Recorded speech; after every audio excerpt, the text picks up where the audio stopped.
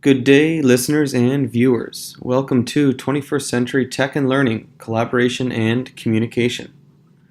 Today, our information download will focus on the communities in the Kitikmeot region, a part of the Kitikmeot school operations along the western border of Nunavut. Today, we'll focus on communication technology that might be effective for use in the Western Canadian Arctic. We'll explore how Kitikmeot communities can engage in collaborative ventures to affect change on a regional level. Our ultimate goal is to help students and educators find success in a 21st century environment today. You might notice the word technology, internet, or computer is not specifically part of our goal. That's because technology and all of its wonderful parts will be in a supporting role today. Tech does not get the star.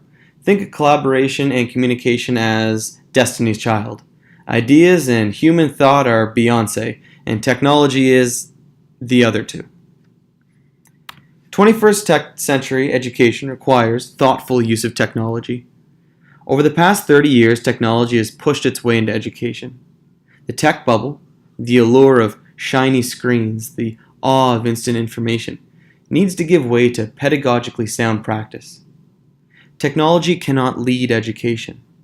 The internet, the device, the software, each allow us to complete a given task, but they're only vehicles.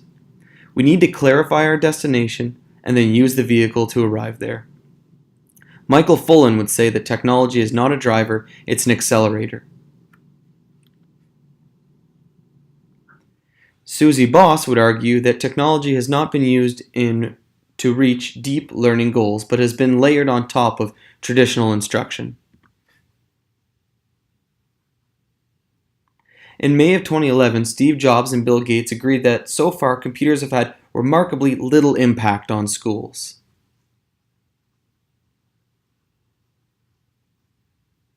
The Kitikmeot is made up of 5 communities, broadly speaking. 2 of them are similar in size and resources, and the other 3 are equal in a similar way. Kugluktuk, Cambridge Bay, and Johaven each have an elementary school and a high school. Taloyuak and Kugruk each have one K-12 school. These communities have a rich history in the Kitikmeot region, traditionally, historically, and politically. The 2 Inuit groups that make up the area are the Netsilik Inuit and the Copper Inuit. Kugluktuk and Cambridge Bay are 2 communities of the 3 that make up the Copper Inuit. A third community that makes up the Copper Inuit is located on the western side of the Nunavut and the Northwest Territories border, and therefore can't be formally included in our education planning. Johaven, Taloyuak, and Kugruk are each a part of the Netsilik Inuit. The Copper Inuit communities and the Netsilik Inuit communities are each similar in their size and needs. Their economic and social development is similar. Their contact with southern counterparts is geographically close to equal, and their academic trends are comparable. A point of reference about the education in Nunavut. The Office of the Auditor General of Canada provided a report to the Legislative Assembly of Nunavut in 2013. The Nunavut Education Act of 2008, which was Nunavut's first Ed Act, even though the territory was created in 1999, included a vision that students attending school in Nunavut during the 2019-2020 school year will be fully immersed in a bilingual school setting, speaking an Inuit language and French or English. Officials report that the territory will not be successful in its efforts to offer sufficient bilingual programming required to meet the 2020 vision. The department has vastly underestimated the support that would be required to implement their goals in a number of different areas. There are a number of different stakeholders in education and a number of factors that complicate the department's ability to address its shortcomings.